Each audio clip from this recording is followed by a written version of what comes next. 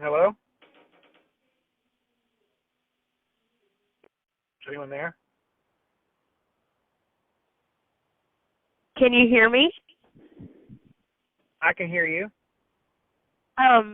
This is Shannon Bruins in North Carolina.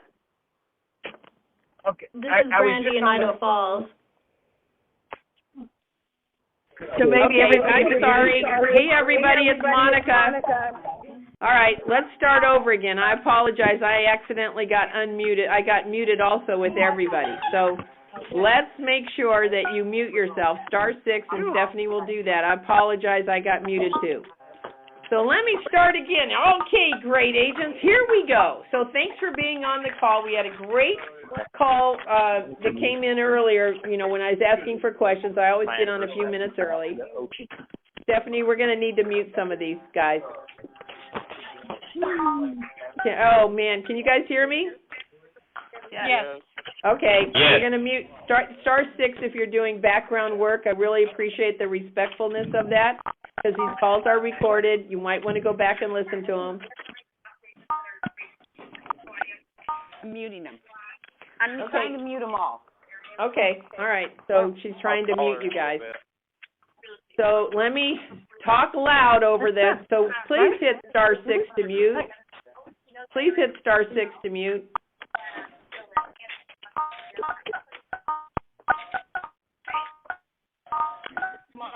I'm not going to start till we get that background noise off. Okay. Who are you working with? You're good. No, there's noise, Stephanie. All right, I'm going to talk loud. So you guys, here we go. All right, now I'm excited to talk to you. I'm sorry the call is a little distorted today. We've got some agents that are misbehaving. When we see your number pop up, I'm going to call you after the call and ask you not to be on the call like that again. So don't make it an extra job for me today. So with that said, we're going to talk about job descriptions. So let me start again. Mr. San Antonio asked me a question before we started the call. And he said, you know, what should I be getting from my assistant at this point? You guys, I'm not the magic pill. I'm a great person to get everybody excited, give you some great information. And right now we started slow. We're starting to ramp up. In the next 2 months, the assistants can't keep up with all the material when you're getting 30 to 45 pages of information every week of systems to implement.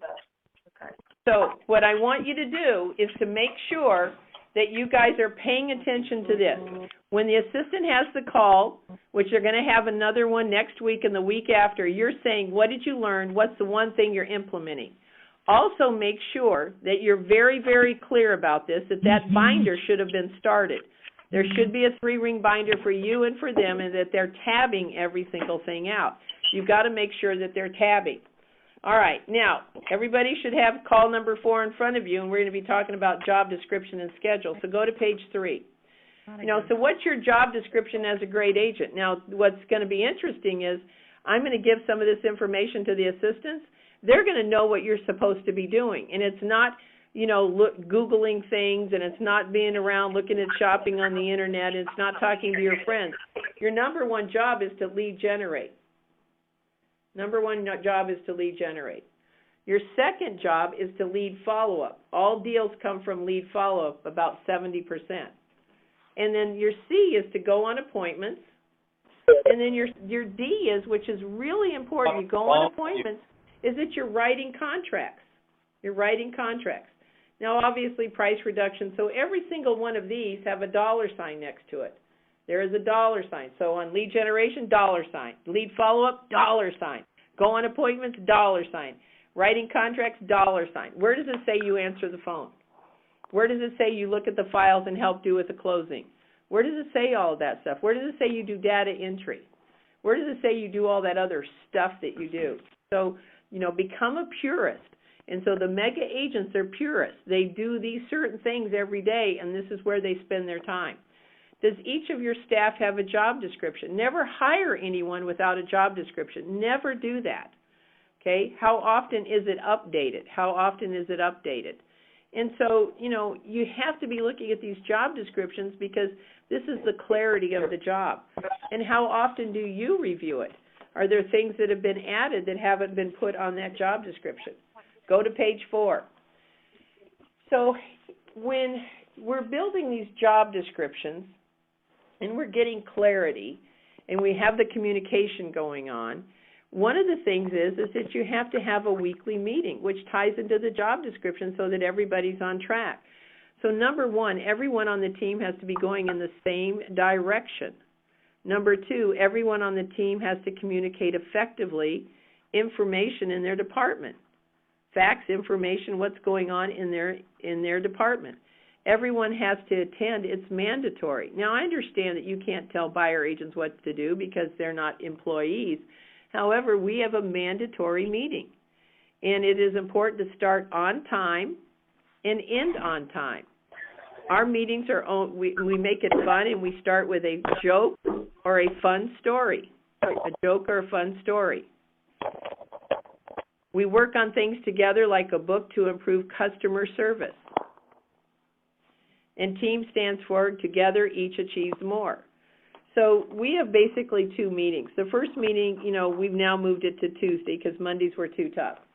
And Tuesdays, it starts at 10 o'clock sharp, and it's only 30 minutes. If we still have things to talk about, it's still over in 30 minutes because we all want to adhere to a schedule.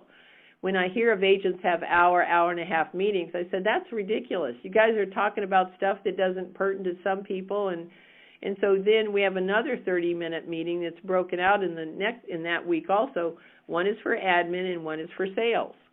And so I just had a meeting in here with the ISAs and the salespeople on our team talking about lead follow-up. And so we do that once a week for 30 minutes. And so, when you look at an agenda, who has a win to share? Housekeeping updates, announcements, a report from the listing manager, sales manager. We don't have a short sale manager anymore, obviously. A report from the closing manager, sales tip of the week. And we're reading right now, so guys make a note of this, we're reading MREA book as a team.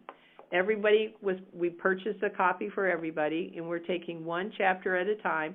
It's important for the admin to be on the same page and to understand what a millionaire real estate agent's all about, and of course we're inspiring the agents on our team. We have once a month gold medal service, who was the person who did the best, who did the most for the team. It can be assistant, it can be admin, it can also be a salesperson. All right? Okay.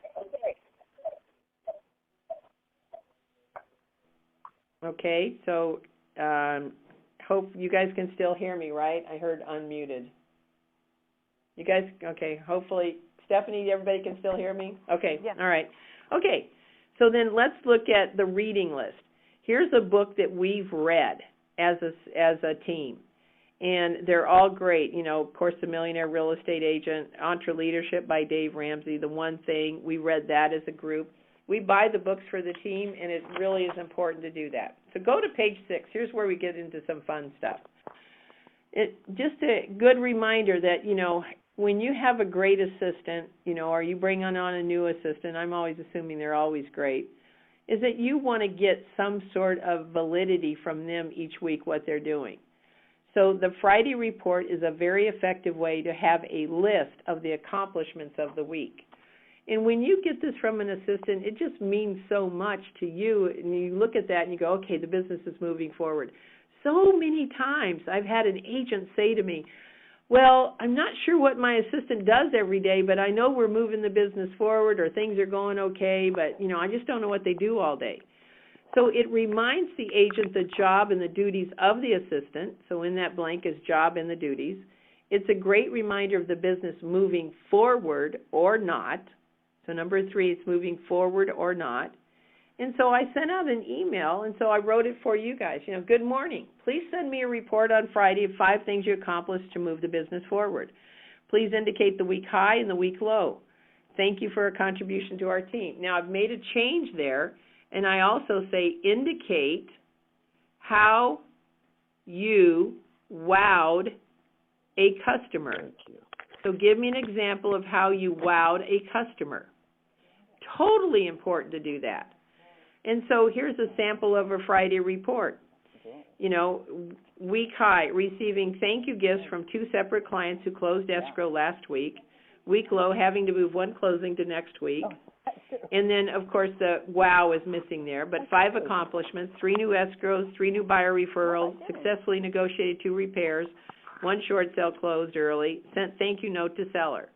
Okay, somebody unstar-6 them and tell me why that report sent me over the edge. Why was I upset?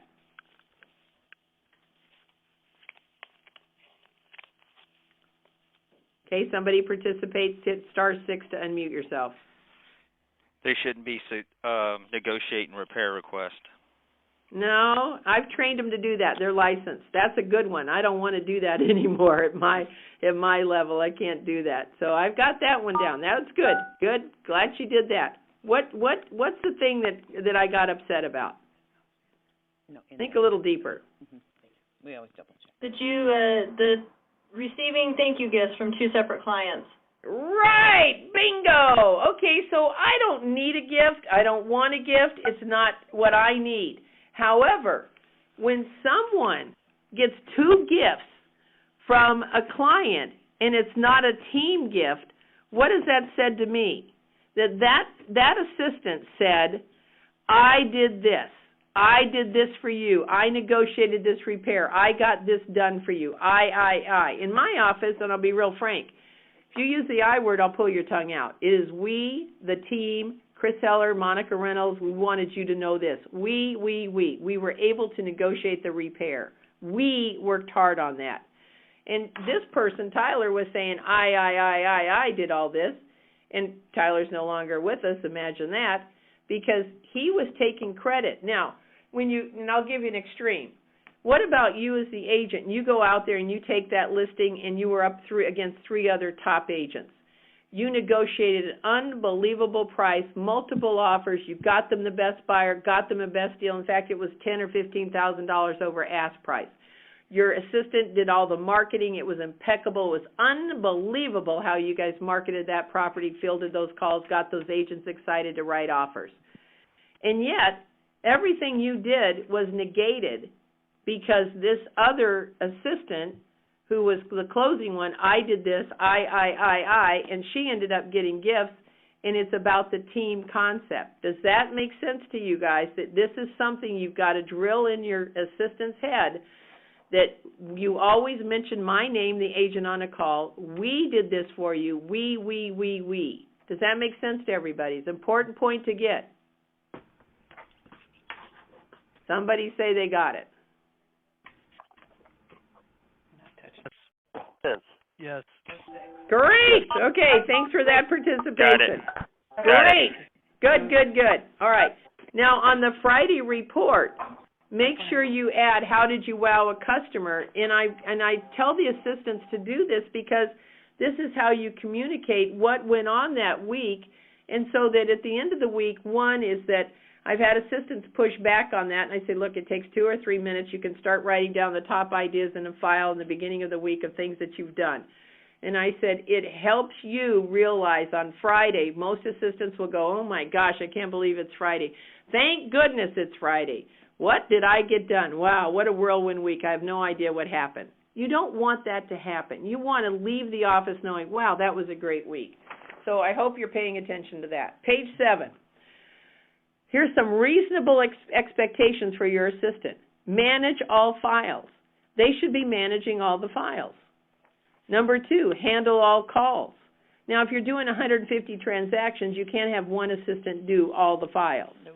That's the job of 3 assistants. For every 50 transactions closed, you should have 1 assistant if you want excellent customer service.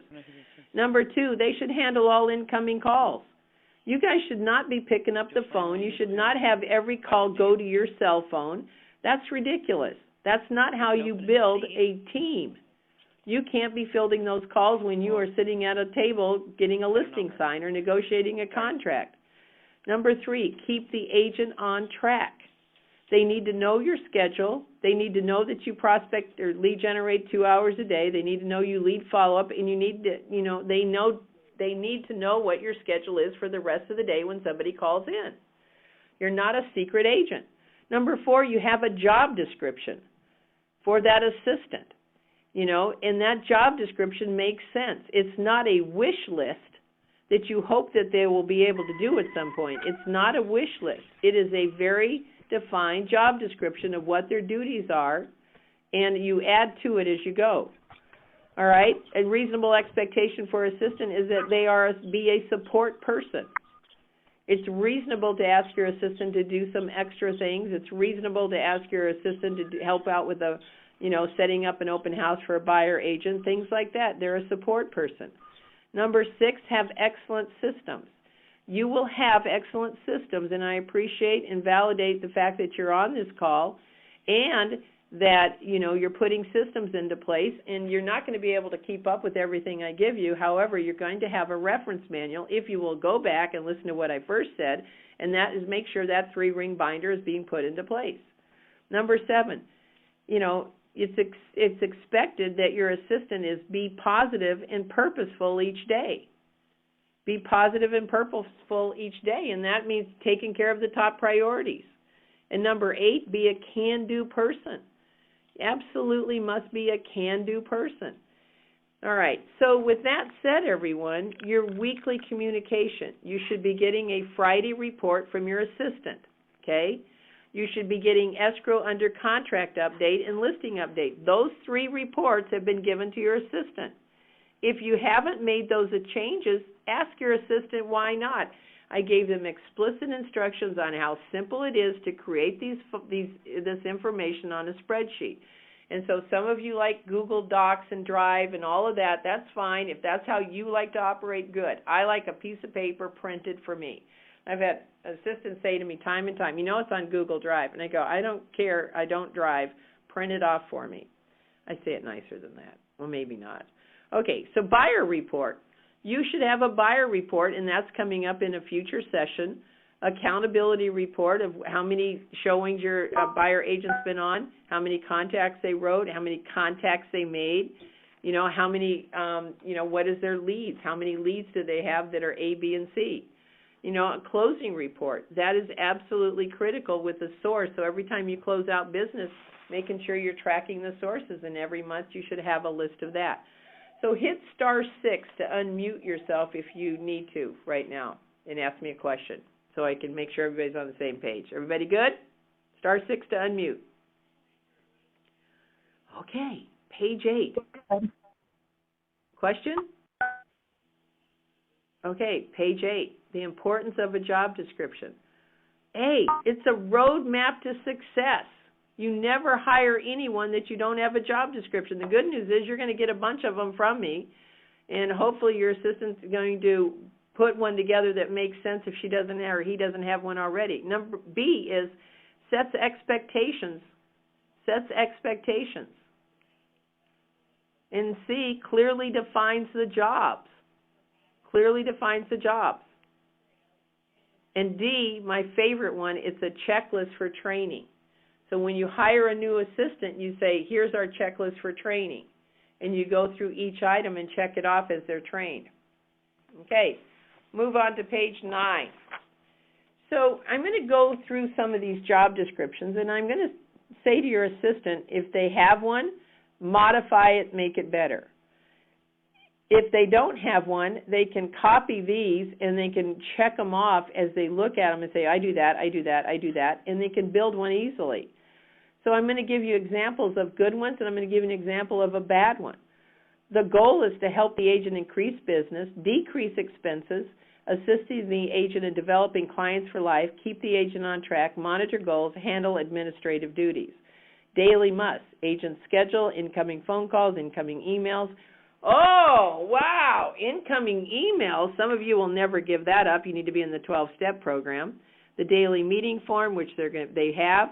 Communicate with the agent each day and go through each active file each day. So let me just give you some clarification on that. I'm not going to read through all of these, but these are some critical ones that should be on every job description. So you should have a meeting with your assistant, a huddle, 10, 15-minute huddle every single day without fail. And the assistant has a very simple form. 5 things I'm going to accomplish today, what happened yesterday, and any questions for you. I'm going to share with them in future classes when we break it out into listings and pendings is that they need to touch every active file every day.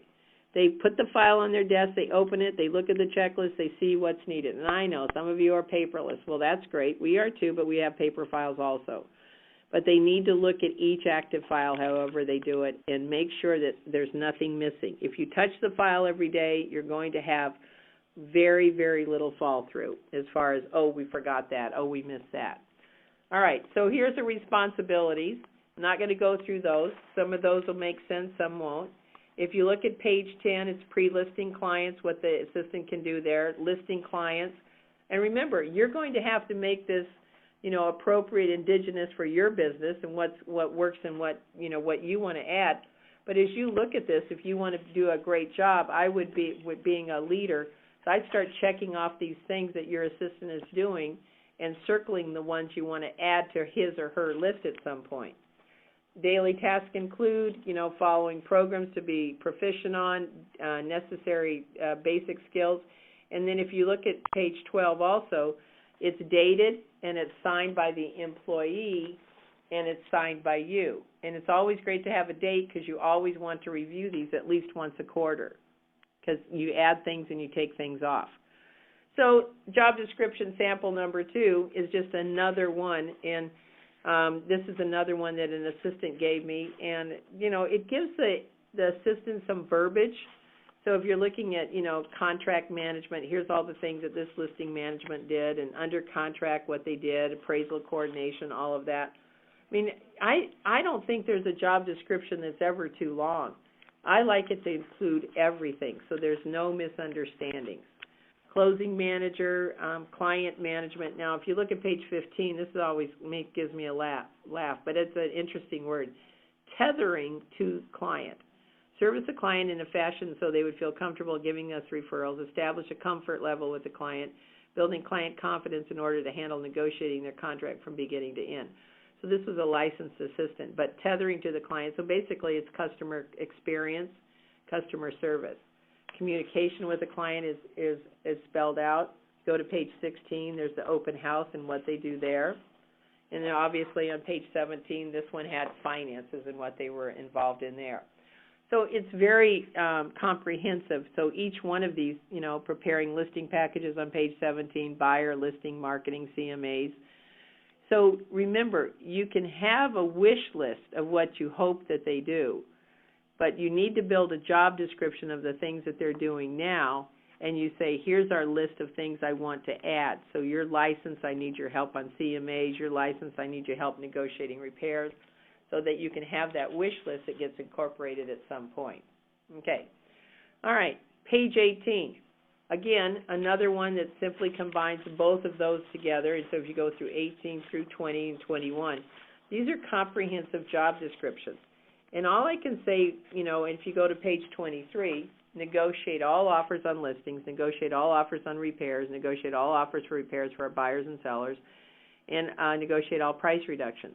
So in my particular office, the listing manager negotiates the offers, the closing manager negotiates the repairs, the listing manager negotiates the price reductions. And so it's all in setting them up, it's all in training, it doesn't happen overnight. But gosh, it sure is great to have somebody else who can do those things, especially if you're out of town. If you want to negotiate your own offers, great. But if you're doing 200-plus deals, it's really difficult for you to negotiate all the offers, okay? So report after closing, this one had what was to be done. Inventory, that page 24, to me that's something that should be on every assistant's job description, that they're in charge of inventory. We've lost probably 25 lock boxes, which is no excuse. We've tightened it down tremendously over the last 4 years. And at $100 a lock box, that's just stupid. I don't know how that happens, but we've tightened it down very thoroughly now with numbers, serial numbers, and when it was picked up. And I've heard agents that say, you don't get the assistants don't get their check until all of the file is completed, which means lockbox picked up. Okay, so with that said, hit *6. Ask me some questions about this job description if you have any. Questions or comments about the job description? *6. This call is for you guys. You got to participate. So, thank you very much. All of these job descriptions are for one administrative assistant? Yes, if you do less than 50 deals a year. I just wanted to make sure that we didn't have in this last 15 pages different job descriptions for different people. No, they're just different variations, okay. and it's just Thank different you for clarifying verbiage. that. Yeah. Yeah. Thanks. It's just variations in verbiage. And remember, what I want to do is give the assistant, what I say is look through this list and check off the things that you're doing. Circle the things that you might want to add to your list, and then compile a job description. So I'm going to ask them in next week's call to give you a job description within 2 to 3 days after the call. And even if they do have a job description, I'm sure it doesn't, isn't up to speed as to what they're doing.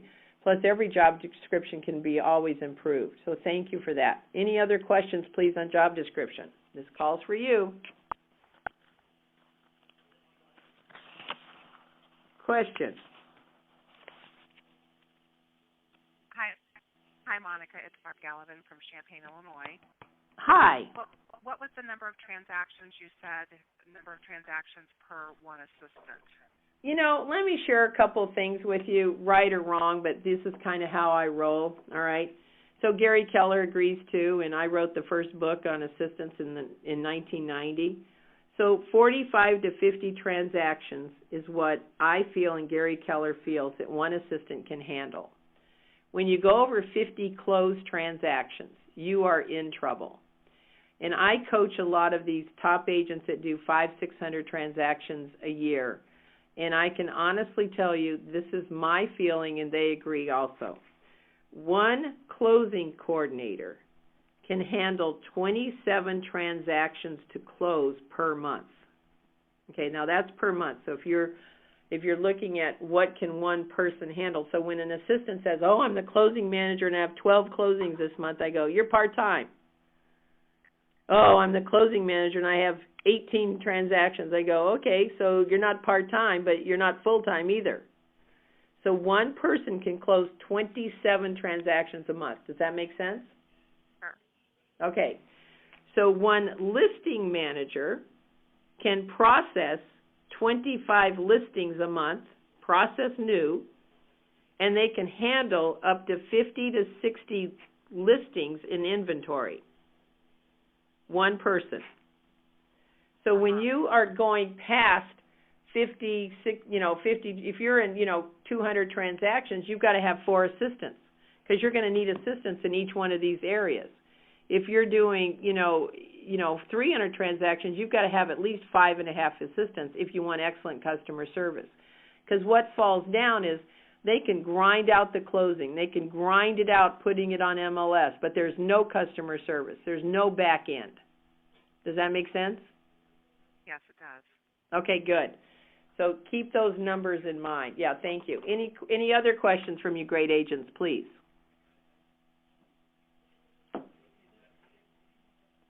Okay. So Monica, I'm sorry. No, go ahead. Okay, so when you're talking about all these separately, so one closing coordinator, one listing coordinator, what if you're taking that assistant and you're mixing the two together? So you're saying 50 transactions that they can close per year. Yeah, you're mixing them together, but you're not going to list 200 houses doing closing 50 houses. You're going to probably, list 30 or 40 and close 30 and have 20 buyer sales probably, something like that. Okay.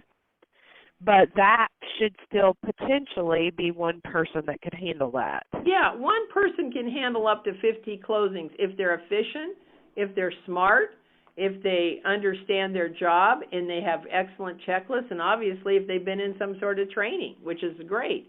So one person can easily handle up to 50. When you're closing 75 transactions, you've got one person working on it, the wheels get a little shaky.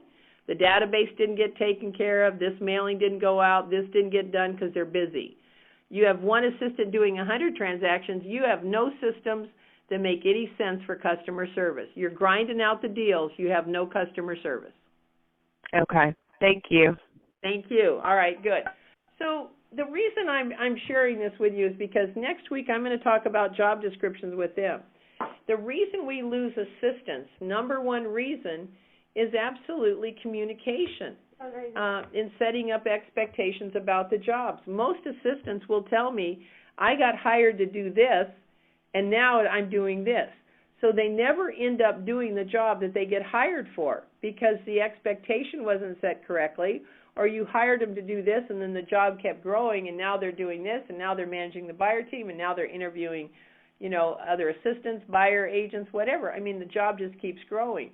So you have to have a reasonable job description so that they can be successful. So I will have them work on this. You need to, in order to really be effective on these calls, you need to say to them, I know that Monica's going to talk to you about job description.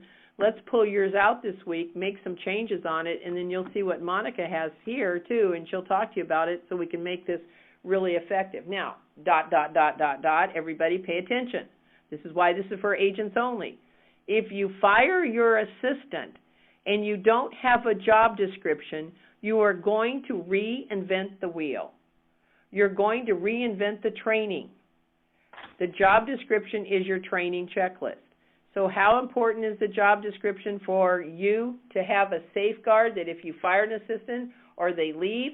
We had a great assistant that was our closing manager, and all of a sudden she gives us 2 weeks' notice because her grandfather needed her help up in Seattle or whatever, and off she went. We had no idea, and she didn't have any idea either. She'd lost her grandmother, sad story, and he needed help. So she was gone. So how critical is this? Think about that. So that's why I spend a little bit of time on this. You're the captain of this big ship, basically, but you want to make sure that your assistant has a very defined, with expectations defined on the job description. And again, the job description is part of your business plan. When I talk to you about goals and things coming up in a future one, I want you to have a binder that has your business plan in it. It has everybody's job description. It has an org chart. It has your business plan. It has your marketing plan. Everything's in there, and every year you just add to it. It's a great reference manual. So we'll talk about that coming up. Threw that little tidbit out for you. Page 25 is a stupid, unbelievable job description, but I put it in there because it was the most ridiculous thing. There's a sentence in here that's probably got, 42 words. Must be knowledgeable in the following skills necessary. Responsible for all aspects of closing from point of sale through closing, including updating, maintaining integrity of history information on top producer. That's just dumb. That doesn't make any sense to me. So forget that, but I want to show you what's not good. All right. Okay, so page 26. A lot of people ask us about, who's on our team and how this works. There's been a couple of corrections here, but I'll go through that with you. But basically, everyone is licensed. So when you ask me the question, should I get my assistant licensed, the answer is yes. And then go ... put the $ next to this. When we license an assistant, we will pay for their licensing. And then we say, if after 1 year, after you've been licensed, if you leave before 1 year is up, if you leave before 1 year is up, then you're going to owe me the money back for licensing. If we've had your license and it's been in place for 18 months and you leave for whatever reason, or your reason, my reason, whatever, then you don't owe us the money. But if I don't get use of your license for at least a year, you're going to owe the money back.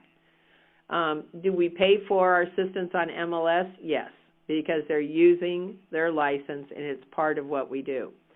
So everyone has a schedule in our office, and everyone has a job description. And when it comes time to talking about schedule with the assistants, I'm very clear about top priorities.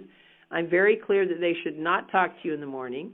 I'm very clear that if you need to talk to your assistant, that you're emailing them before the morning starts, or you're sending them an email the night before, but you need to come in and lead generate. You need to not interrupt them on their top priorities from 9 to 11. You'll get more out of your assistant if you do that. Plus, they'll like their job better without all the interruptions. Everyone has a job description. Everyone on our team did a DISC, and we've talked about that, so hopefully you've got that going. Everyone gets a 90-day review, and key people on our team did AVAs. And then, like I said, we changed our schedule. We meet on Tuesday mornings at 10 o'clock, and then the admin breaks off, and then the sales team breaks off, and they meet. And then we have a team meeting once a month, and we usually have an affiliate bring in lunch. and we go through the goal setting for the month. We review the numbers for the month, and everyone on the team, admin is included. Always include your admin. Okay? Let's go to page 27. So have a schedule in why and how. This is a great team meeting tab. These are great things to have at a team meeting and great refreshers. It's always a good refresher, you know, why you should have a schedule. And I'm not going to read through all these, but they have to be realistic. They have to be flexible. And if it's not in your schedule, it's not important. And one of the things that I always say on this is a to-do list is not going to happen unless it's in your schedule. So don't have to-do lists. Okay? Page 28. Here's a sample of what I would say to an assistant. And now this is controversial, and some of you will go, you know, crazy with your face on, and I can't see it, but I'm going to do it anyway. So you meet with the agent at 11 o'clock. You're not crazy there yet. 11:15, the assistant, only a 15-minute meeting. And then at 12 o'clock is lunch. Now, if your assistant is sitting there working through lunch, you're going to burn that assistant up. It's not the right thing to do. I've taken more time management courses from Stephen Covey on down, Franklin Daytimer. I've taken probably 18 to 20 time management classes. It is so important to have a lunch break. I leave the office usually at 11:30 every day, except for today I have this call, and I'm gone for an hour and a half. I start my days really early, and I need that break to re-energize my batteries. Every time management class will say is if you have your admin sit there and work through lunch and eat, you think you're winning because you got an extra hour, but by 2 o'clock, 3 o'clock, their efficiency level is less than 50%. They are drained and they are tired, and most of them will admit to me by 3 o'clock they're watching the clock or they're going, oh my gosh, they need a break. And so they're not getting paid normally during the lunch hour, so don't think oh wow, I'm really getting a bonus here. You're not getting a bonus. You're going to burn them up, and they are not going to be as nice and efficient. They're going to not be as nice to a client at 4 o'clock as they were at 9 o'clock in the morning. They're not going to be as efficient as they were at 9 o'clock in the morning until they take that break. So you can listen to me or you're not, but I know what I know, and I've been doing this for 36 years. Okay, page 29 is a sample schedule, and I'll talk to the assistants about that. Go to page 30, and then I'll open it up for questions. So your assistant this month is going to learn, number one, tips on developing a job description. I'm going to go through exactly how they develop it. I'm going to give them the tips. There's 10 tips. Number two, I'm going to talk about being the perfect assistant, how they can become the perfect assistant, which you guys will all love that. I'm sure you raised your eyebrows on that.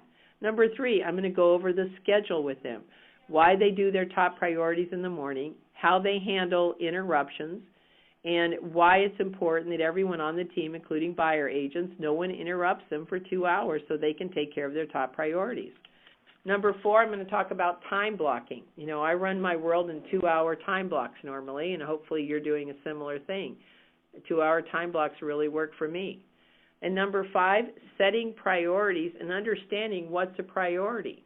The biggest problem that we have is sometimes assistants don't understand, hey, that's a priority. A client call that comes in, you drop it and handle it. Or you say, I will get back to you at 3 o'clock. You don't dismiss an email that came in overnight until 4 o'clock in the afternoon. You handle it immediately in the morning and say, thank you for your email. I appreciate that. I know you're concerned. I will be back to you before 11 o'clock today with the answer. It's get them to understand that on your end, and I definitely will do it on my end. The daily meeting. Now, I talked about the weekly meeting for a team, but when you have an admin, you need to have some sort of a huddle. It's 10, 15 minutes. I told them how to organize that, but you need to stay on top of your assistant and not turn them into invisible people. Number 7, we're going to talk about 52 ways to be efficient and how to handle you great agents out there and these buyer agents, these high eyes who need immediate gratification and need information right away. So I'm going to give them 52 tips on how to be extremely efficient with clients, their files, the contracts, and obviously the agents. On the other side of the deal, their agents they work with and the buyer agents. The affiliates, we're going to go through all those time management tips.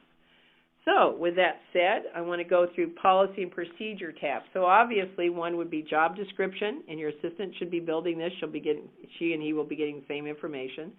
Schedule, or similar information. And then the other one, of course, is office meeting. Now, these assistants tab these out further sometimes, and that's great. Your homework assignment is to ask your assistant to see the binder. I do not want an email or a call from you guys at the end of the call going, so when do we get that binder? When do you send that to us? You guys are creating it. I don't send it to you, all right? So ask your assistant to see the binder, all right? The second thing is I want you to review your assistant's job description right now. Get ahead of the call for next week. And then review it, talk to your assistant about it and say, okay, make sure you make some changes, and then when, you work with Monica next week, you're going to be making some more changes. Manualize it. All right? And then the third thing that I think is really important out of today's call is to really understand your assistant's schedule. And I'm going to write down lunch, and I'm going to talk to them about lunch. And when I have assistants who all of a sudden stopped after 4 or 5 years of never taking a lunch and take a lunch, they said, you can't believe it, she said to me. I was really balking at this because I didn't really want to go to lunch. I didn't know what to do. She said, but I really doubled my production in the afternoon. She doubled her production in the afternoon because she wasn't sluggish and she wasn't tired, and she'd been moving around and did something on her lunch break that got her away and changed her state of mind. So I guarantee you, if you think you're winning because they eat through lunch, you are making a big mistake. So with that said, I'm opening it up for questions. Who's got a question for me? I'd love to answer it. *6 to unmute yourself. This is your call. What'd you learn today? What was a good tip for you? Come from the heart of the teacher. Share that or give me a question. Can you go over the homework assignment one more time? Say that again? The homework assignment one more time. The first one was what job? Homework assignment. Ask your assistant to see the binder, B-I-N-D-E-R, the policy and procedures manual they should be putting into place. Review your assistant job description. And review your assistant's schedule. Make sure they're going to lunch. Okay. Okay, good. What'd you learn today? Where are you and who are you? Who are you and where are you from? Sorry. Who are you and where are you from? My name's Alana Croker. I'm outside of the Houston, Texas area. Okay, Miss Houston. So what did you like today? The job descriptions and actually going through, here's what. I just think it simplifies it, it identifies it, and just makes it flow. So. Yeah, and it's real simple verbiage. I don't want them to write, these analytical assistants, a 10-page paragraph on what they do as far as putting it up on MLS. That's the procedure part. But that the fact is that they, put it on MLS. Does that make sense? Yes. Okay, good. Keep it simple. Good, thank you. All right, who's got number 2? What'd you learn today? Come from the heart of a teacher. Chris Hiller from Houston, Texas. I liked the agenda for the team meetings, and I realized that some of the things that you're saying should be in reports are things that we spend time on during team meetings, and I think we could be more efficient. Yeah, and that 30-minute thing, Mr. Houston, is real valuable to keep it clear and concise. Really, a meeting shouldn't go past 30 minutes when you're just giving updates and you're giving, acknowledgments and things like that, housekeeping items. And it's not a complaint. I shouldn't say that. It's not a complaining session. Right. It's not a complaining session. It's an update session. Okay? All right, good. All right, thank you, sir. Who's got number 3 idea, please, or question? I have one. My name is Mike Blood. I'm from Massachusetts. Yes, sir, Massachusetts. How can I help you? We are a new team that just joined Keller Williams. We're in line to probably do just about 50 transactions this year. Good. We have a buyer's agent and an administrative assistant who actually happens to be my wife. We are combining the administrative position with a transaction coordinator position, and we've noticed over the last few weeks that we just don't have enough time for our admin. For that position. Is it crazy for us at this point, we're at 20 probably transactions this year and our goal is 50, to keep combining her position as an administrative assistant and a transaction coordinator? Yeah, here's the thing. When you hit the 30, do you think you'll hit 30 by July 1? Yes, we have 14 under agreement now. Oh, well, okay. FYI, Okay, so the model in the Millionaire Real Estate Agent, and thank you for making the right decision to be a Keller Williams agent. If you follow the model, which we follow explicitly, you know, you always want to hire, your first is you hire your first assistant, then the third model is that you hire your second assistant. So if you're going to be on 30 by July, you need to be hiring that next assistant part-time and then moving them to full-time by July. So you're ready for someone because you've got the business cranked up. You know, in between, if you're going to be at 30 plus, you know, in July, you're already tracking past 50.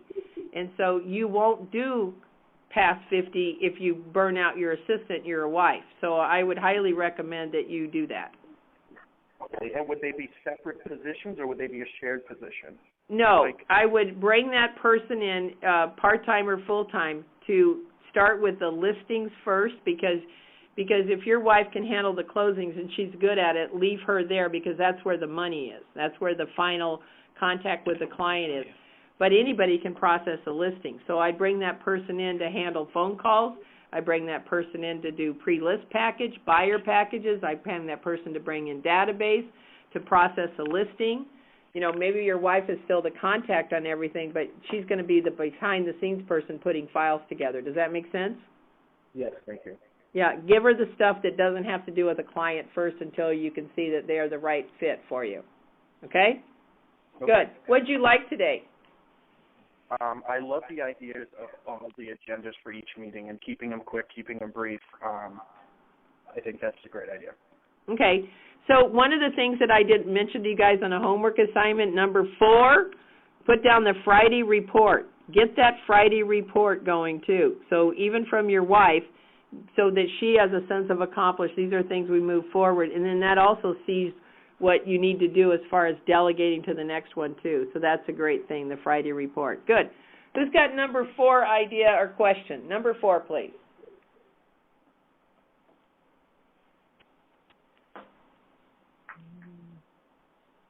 What'd you learn today? Come from the heart of a teacher. It's a great way to advertise yourself. Who are you? Where are you from? Star 6 to unmute.